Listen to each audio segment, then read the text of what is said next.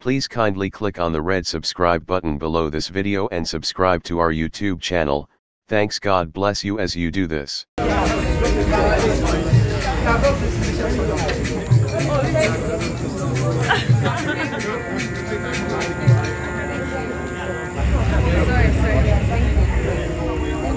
take the song, that's another song.